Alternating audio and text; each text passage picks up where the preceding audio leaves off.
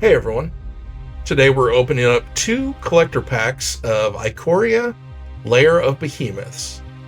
The goal for both of these is just under $70. Personally, I'm just a big Godzilla fan, and finding those cards is the real goal. Besides the Godzilla cards, I would love to find the King Ghidorah card. That is the top valued card, priced at just about $70. Alright, let's hunt some monsters.